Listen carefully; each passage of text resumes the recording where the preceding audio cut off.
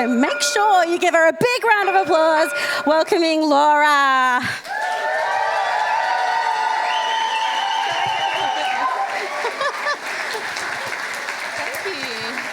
Thank you. No, but more, please, more. Yeah? Thank you.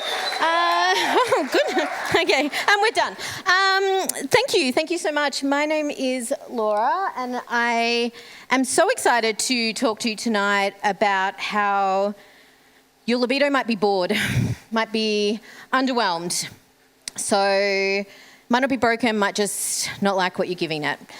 Before we go any further, I also want to take a moment to pay my respects to any First Nations people that are present today. My partner did not know I was going to do this, but my partner is a proud First Nations man from Wadawurrung country, and this is some of his artwork. So it's mostly an opportunity for me to do a little humble brag. So, a note on language. I actually have two notes on language. So, the first one is that sometimes tonight I will use some gendered language, and that's because I'm quoting some research where the research was gendered. So, if you hear me use women or men, that's why. The other note on language is that I am going to say the word sex a bit. I hope that's okay. Thank you. Thanks so much. And when I use the word sex, I am not talking about intercourse, and I think typically the word sex has been associated with this very kind of heteronormative, penetrative kind of idea of sex. So I use the term very broadly, very subjectively actually, and I just want to invite you all to do the same tonight. So feel free to use that word however you like, or no, now that I hear myself say that, that might be asking for trouble, but feel like I heard it as I said it. Why don't I want sex? That is not... I'm regretting this slide too, actually. That is not a question that I'm asking. I do. Anyway, why don't people want sex is actually a question I get asked in my practice all the time. And in fact, I don't know if you know this, but desire, issues of mismatched desire or low desire, are actually the number one reason people seek sex therapy. And people are very concerned with their sex drive, libido, desire, whatever you want to call it. People are very concerned with how much they want sex. More so even than the quality of the sex they're having. People are overwhelmingly concerned with how much they want sex. And I wanted to kind of just touch on why that might be. So we're pretty obsessed with the wanting of sex for a couple of different reasons. Firstly, capitalism, obviously. Capitalism loves this preoccupation with wanting desire, because if you can sell low desire as a problem to solve, you can sell the solution, right? So people will buy the testosterone gels and the supplements and the libido pills and the horny goat weed. Is that still a thing? That's a thing, yeah. People will buy the horny goat weed, right? Because they're so concerned with the wanting of sex because it's been marketed as this problem to solve. Patriarchy's also done a number on us here, all of us, in that it has made sure that the exact amount of sex that you are supposed to want is not it's elusive, you can't find it. So you either want sex too much, in which case you're, God forbid, slutty, or you don't want sex enough, in which case you're kind of like frigid, broken, whatever kind of the language is, right? So it's really done a number on all of us to make sure that we are always concerned that we don't want sex enough or we want it too much.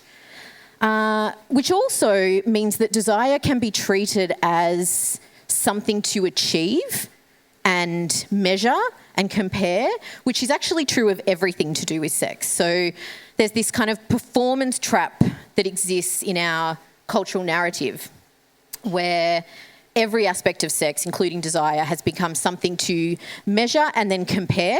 So it's really easy to talk to people around you about how much you want sex and compare how much you want sex to everyone else and find out that you want it different to everyone else and therefore you must be wrong. You have a problem.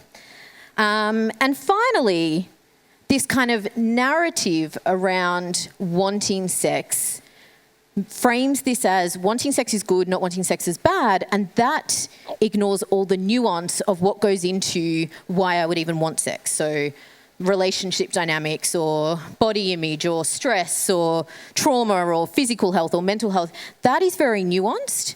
And if I was to make room for that, that would cause a problem for all of these other parts of the puzzle. So there's lots going into why we're so obsessed with how much we want sex, right? So I want to kind of explain what sexual desire is. And like I said, I'm happy to kind of use the term libido or drive interchangeably, whatever you like here. But what actually is sexual desire? I feel kind of bad because this is a nerd night, so I'm supposed to be nerdy about this topic, which means I'm supposed to know a lot about it. We actually don't have an agreed upon definition for sexual desire. So I feel kind of like you might feel a bit misled. I'm so sorry. We don't actually have an agreed upon definition, but what we do agree upon is that it's pretty multifaceted, right? There's lots of different kind of parts to sexual desire, and I can't think of a better way to kind of explain this to you than with the help of Queen Taylor Swift. So, yeah, thank you. So, there are kind of these three components to sexual desire. So the first is the drive. This is like Taylor in her Reputation era, right? So yes, okay. Good. So drive is like that like primal kind of, you know, raw physicality. It's all like hormones and like horniness and like that kind of like lusty, horny, like, yeah, I could go for it right now, right? That's the biological component of wanting sex. The second component of wanting sex is motivation. And this is like Taylor in her lover era, right? So, yeah, okay. It's no Reputation, I agree. So Taylor in her lover era is all about this piece of motivation, the physical and emotional rewards for sex. So when we want sex, the psychological and the emotional reasons for wanting sex are things like validation, connection, shared pleasure, intimacy, interrelating, being seen, being heard, vulnerability. It's that kind of like emotional, kind of juicy, lovey stuff, potentially, depending on who your partner is. The third component of sexual desire is wish. Now, wish is like Taylor in her folklore era. Because, okay, all right, yeah, solid. Wish is kind of like it's like moody. It's like introspective, reflective, because this is where we apply like our cultural meaning, our biases, our scripts, assumptions, messaging from like family of origin. So this is where you get to blame your parents. Yes, shout out to parents, keeping me employed as a psychologist for 17 years. So this is where that fits in. And also what fits in here is like cultural context, you know, media messaging, that kind of thing. So probably, you know, through the genius of Taylor Swift, you're starting to understand that like sexual desire is pretty complex. And maybe you're starting to think about how, yeah, maybe it doesn't make sense to be so concerned with how much we want sex when it actually seems like pretty nuanced, right?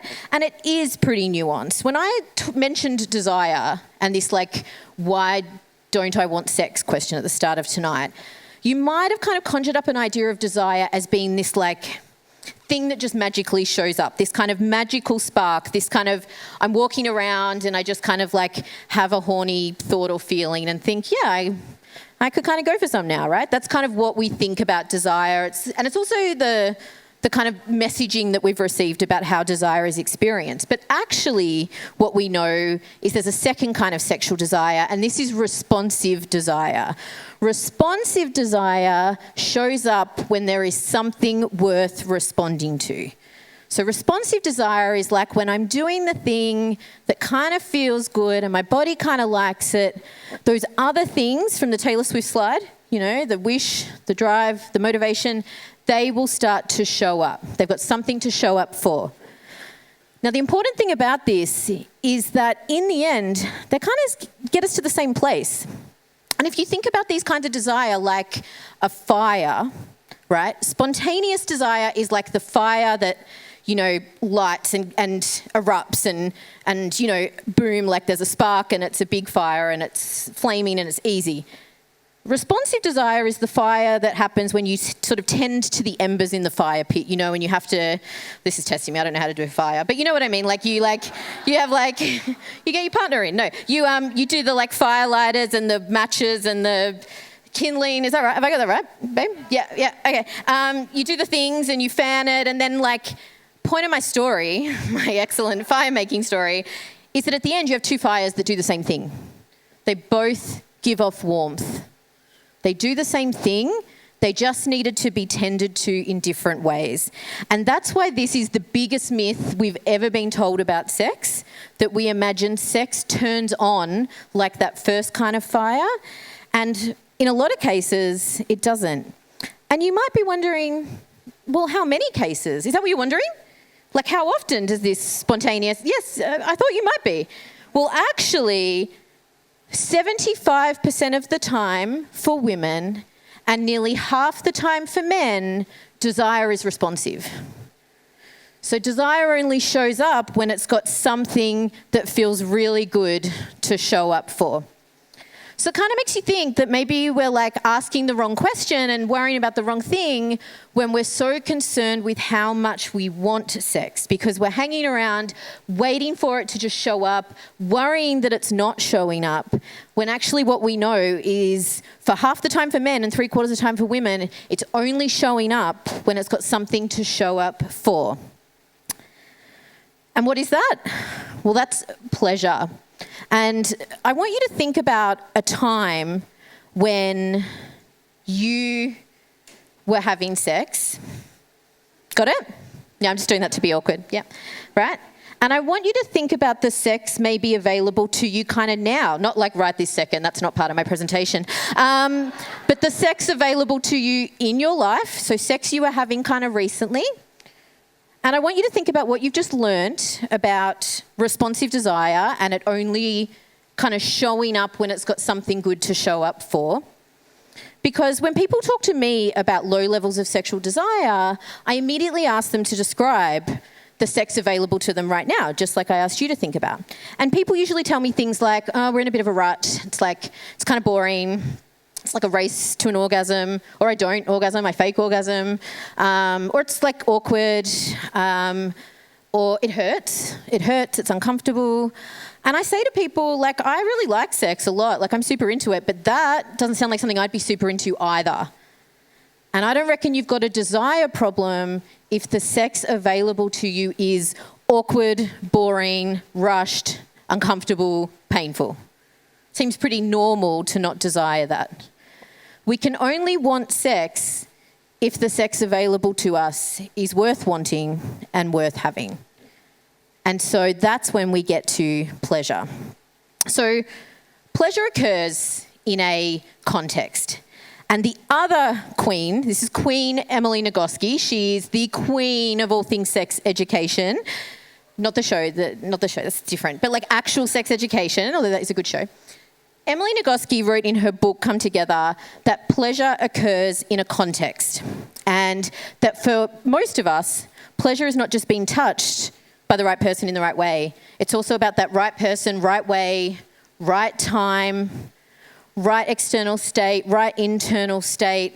She talked about the importance of pleasure occurring as a sensation in context. And she gives the example of partner A and partner B. They're lying in bed and they're having like a really kind of, they're having like a really good time, right? Like it's really juicy. They're like horny and naked and kind of like sweaty and it's like erotic and delicious and they're loving it. And partner A takes their nails and runs their nails like up partner B's spine, and partner B gets all like shivery and tingly and it like drives them wild and they love it and it feels amazing, right? A few days later, partner A and partner B are in the kitchen and partner B has absolutely cracked it about the state of the dishwasher. Like partner A clearly never learned how to stack a dishwasher and the dishes don't get cleaned properly and then partner B has to hand wash them and the stuff's all stuck on. It's a nightmare, right? So partner B is like going off in the kitchen and partner A doesn't know what to do. They kind of know they're a bit shit at the dishwasher, but they don't want partner B to be mad and they're like, I know what I'll do. And they walk over the kitchen and they run their nails up partner B's spine and they give them that look, like that kinky kind of like, yeah. And the partner says, what the fuck are you doing? Get your hands off me. Do not touch me and do not even look at me until you learn how to load this fucking dishwasher, right? That is the point about pleasure occurring in a context, right? Pleasure must occur in a context. So you might be wondering, how do I do this? How do I know what my pleasure context even is? How do I tap into what my pleasure context is? Pleasure context is the context within I'm most likely to have a good time, right? It's not a guarantee. It's not like going to transmit me to some horny state. It's just like I'm most likely to have a good time. And if you want to tap into what's your pleasure context, I want you to think about a time in your life when you were having really great sex. That might be now, might not be now. If you're here with your partner, just say it's now. It's now. When you were having really good sex and you had a really high level of sexual satisfaction. So don't worry about how often you were having it. Frequency is not a predictor of sexual satisfaction, by the way. But just think of a time when you were really satisfied with the quality of your sex life. And I want you to think about what was happening for you across these 4 domains. So the first one is individual, right? How we feel about ourselves when we look in the mirror, some body image stuff, some mental health, mental well-being, physical health, illness, injury, pain, all of that sits here, those individual factors. The second domain I want you to think about is what was happening for you relationally. The person or people available for you to have sex with. Were you attracted to them? Did you like them? Did you fancy them? Did you feel connected? Did you feel safe? Were they a safe person in every sense? Was there trust? Was there fun? Was there closeness? The third domain to think about is lifestyle. So what was kind of happening for you in terms of stress, children, work, aging, grief, also substance use and other kind of external factors sit here. And the final domain I want you to think about is environmental, which I think is my favourite. I think it's a really fun one to play with. That's kind of what's happening in this immediate environment. So do I have privacy? Am I worried about like kids running in, or do we have lots of time? But also, do we have, good lighting, clean sheets, spicy playlist, nice smelling candles, snacks nearby, whatever it is, right? This is all the stuff that goes into creating a pleasure context. And my partner also did not know I was going to do this because I haven't showed him these slides, but I'm going to show you mine. Is he all right? He's all right. So this is mine. This is how I am most likely to have a good time, and that my partner is most likely to have a good time. So as you can see, as you start to look, it took a minute. As you're starting to look at it, you might notice that some of these things are easier and more accessible and don't take a lot of effort, and some are harder work, right? Some are harder. Some of them are a compromise, right? I've got warm room on there. My partner will vouch for this. I need the room to be a sauna or forget it, right? But what do you think my partner does? Do you think he debates it and makes the room cold? No, he sweats. He's fine, right? He's fine. So we make these pleasure contexts for ourselves with our partner, and we just do the best we can to turn this stuff on to maximize the chance that I'm going to have a good time. That's it, that I'm going to have some pleasure, that things are going to feel good. So that original question of why don't I want sex, hopefully now you're starting to think about that. Actually, when people ask me that, they're not asking why don't I want sex, they're asking me like, why is my desire not spontaneous anymore? Why isn't it just magically showing up? Because maybe it used to, and it does sometimes, and then for other times it doesn't, right? I don't think the why is my desire not spontaneous is a particularly useful question. And I do think a really useful question is what makes sex worth wanting for me? And that is how we're going to get our desire showing up and not so underwhelmed, not so bored. So that is it from me. Thank you so much. I hope you've really enjoyed this. They're all my socials and whatnot. Everything you've heard tonight is from my ebook. I've got a cheeky little discount code if you want to go and check that out. And I've got more pleasure activities in there and all sorts of bits and pieces. But that's it from me. Please give me lots of praise because I love it. Thank you. Thank you. Great job. Hang out, we'll have some questions. Oh, yeah. Amazing, amazing. What better way to start Nerd Night 2025 with sex trivia, followed by psychologist and sexologist. Not the one that's on maths, one that's in real life. Any day now, though. Here's hoping. Do we have some questions for Laura in the audience? Your partner. Straight to it, no. Any questions? One yes in the corner there.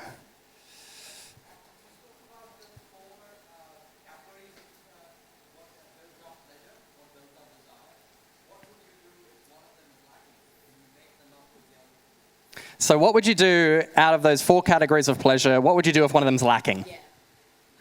That's such a great question. I actually go into this in my ebook. So, check that out. No, but I'll answer it anyway for free. So when you do that list and you think about what was happening across those 4 domains, there are, of course, things that pump the brakes, right, across all of those domains. Like maybe you don't have much privacy. Like maybe you do have like a baby sleeping in the crib, or an elderly parent staying with you, or maybe you don't have a lot of time, or maybe you have health issues, maybe you have lots of work stress. So the answer to your question is there will always be things like getting in the way across all 4 of those domains properly. So our job to create that pleasure context is dial up the things that are going to help us and turn down the volume, mitigate the impact of the things that are going to like pump the brakes and get in the way. Make sense? Yeah? Okay. Any more questions? Yeah, right here.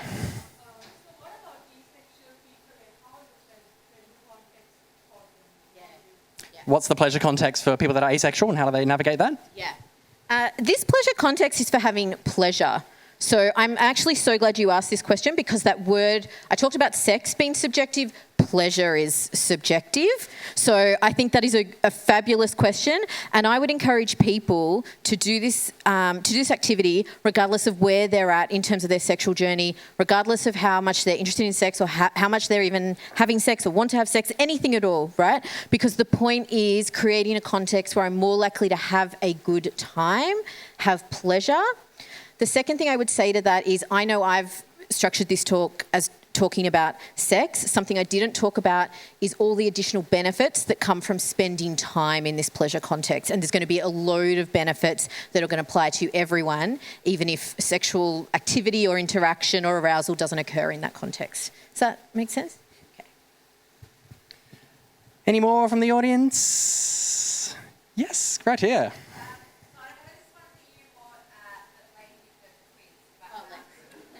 Lex, get ready.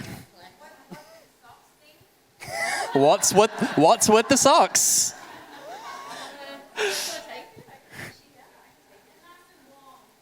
They're nice and warm. Body temperature thing. Yeah, it's a body temperature thing, and I think, Lex, correct me if I'm wrong, more for vulva owners, really? Yeah, yes, believe me. Can confirm, yeah. Socks, yeah. Yeah, it's the warmth, warm room, socks, yes.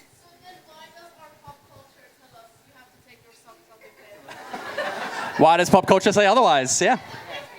Yeah. Yes, I think we can all agree we can collectively blame patriarchy for most of that, absolutely, including the socks. One final question, perhaps?